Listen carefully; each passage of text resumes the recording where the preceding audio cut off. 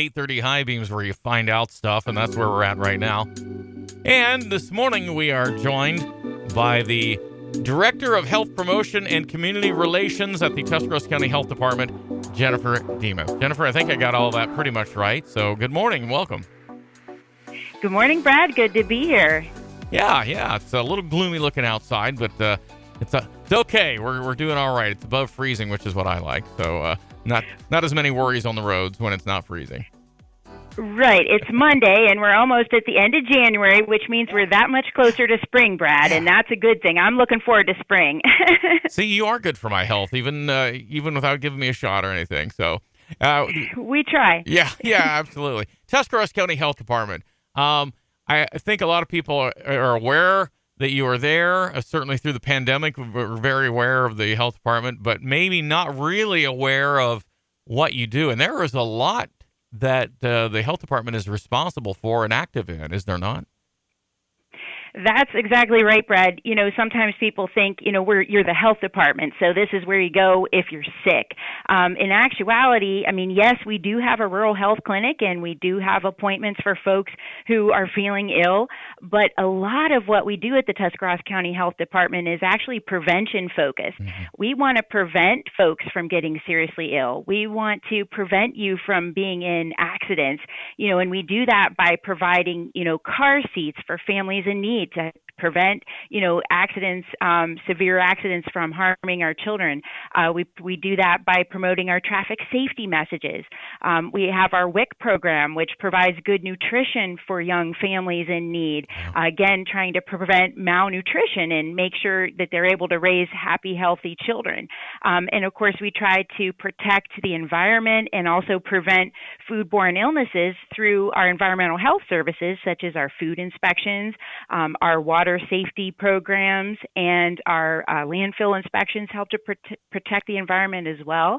And of course, as you mentioned, we do provide immunizations for everything from back to school to flu vaccinations to COVID-19 vaccines and COVID-19 boosters. And just a quick thing, those of you who have had your COVID-19 vaccine, if you have not had the updated booster dose since September 2nd, you are eligible for that updated booster, and we do encourage that to help prevent severe illness from COVID-19. Is that These are just some of the many things we do. Is that 5 and over or 18 and over on this latest booster? So the updated booster is now available to everyone 6 months and older. Now, of course, there are different guidelines for the 6 months to 5-year age category. So we definitely encourage you when you call us to talk with us about what's recommended if you do have a child that young who would like to get that updated booster. But again, everyone 6 months and older can get an updated booster, but do call us to get the exact recommendations for the age category if you have a child that you're asking about. Yeah, very good. Hey, I know another thing too, and we talked about fires, especially this kind of cold weather season, and everybody would need a smoke detector. But there's another detector that's probably as valuable with CO2, and tell me what you know about that, and again, through the health department, what's going on there. Right. Yeah. At the Tuscarawas County Health Department, a big part of what we do is provide education. And we want to help, again, prevent illnesses, prevent accidents and injuries. And we want to promote that this week of January 30th, is Carbon Monoxide Safety Awareness Week here in the U.S. And what we're really trying to do is remind folks to please, if you have a carbon monoxide detector in your home, please check that to make sure that it is operational, that it works properly and can alert you if there would be carbon monoxide in your home. If you do not have a carbon monoxide detector, we encourage you to get one at your soonest opportunity and install it, because every year more than 400 people in the United States die from carbon monoxide poisoning, and thousands more are treated, in emergency departments. And we really want to be careful because, carbon monoxide, it's a poisonous gas, so it can't be seen, it can't be smelled, and it can't be heard. So we just have to really watch, and we especially want to be careful if you have young children in the home, because children, being smaller, their bodies are processing that carbon monoxide differently than adults. So breathing in too much carbon monoxide can make children sick faster. So if your children or anyone in the home have flu-like symptoms but do not have a fever, there's a possibility it could be carbon monoxide poisoning. So it's important to get them outside in the fresh air immediately and call 911 and tell them that you suspect carbon monoxide poisoning might be, the case of what's happening. So just so important to be aware of the signs and symptoms of carbon monoxide poisoning, and especially this time of year when it's cold out and we've got our furnaces cranked up, and all the windows are shut, just to really watch for that, and do please ensure that you have a carbon monoxide detector in your home, and make sure that it's working correctly. Yeah, much like the smoke detector, for sure. And you mentioned, thankfully, that January is almost over, so we're closer to spring. What does that bring in February besides Valentine's Day? Yeah, so February is American Heart Month. So it's a time that not only do we think about things such as Valentine's Day, but we also want to think about, what can we do to keep our hearts healthy, that, we can make sure that we are healthy and around for a long time for all the people we love. And of course, one of those things we can do is just eat healthier. And it doesn't have to be a radical change. It could be as simple as deciding that you're going to eat smaller portions, or maybe you decide you're only going to allow yourself to eat desserts 2 days of the week instead of maybe every day if you've been having desserts every day. Try to include whole foods, like whole wheat breads and pastas.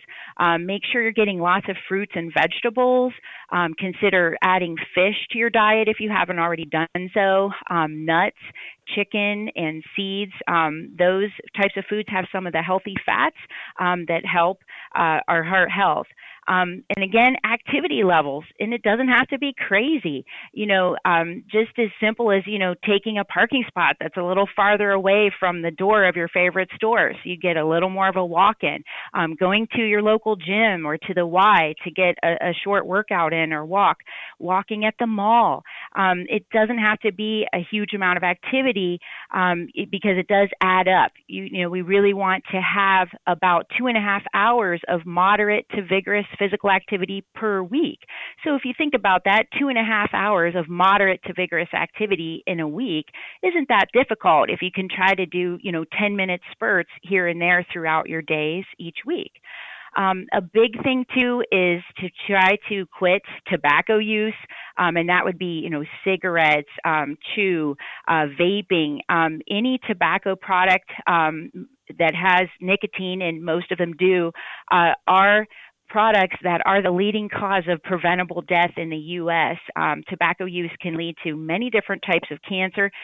So considering quitting tobacco use is a great thing, and there is a free resource for adults 18 and older where they can get free help and even nicotine replacement therapy to quit tobacco use, and it's 1-800-QUIT-NOW. That's 1-800-QUIT-NOW, and I sound like a commercial, but it's a great free resource, because you say, if you've been smoking your whole life, it's not easy to quit, and we understand that, but there is that free help available, and we want to encourage people that way. And of course, blood pressure is a big thing. That's another thing that you don't necessarily see or feel. So, if you go to the pharmacy and they have a blood pressure check machine, go ahead and get that checked. Once a month is a good idea. If you're maybe a person who's a little older or have a little higher risk, maybe you're overweight, you might want to check that more regularly, and at least get in to see your physician or nurse practitioner at least, once a year to get that wellness check to make sure your blood pressure is good.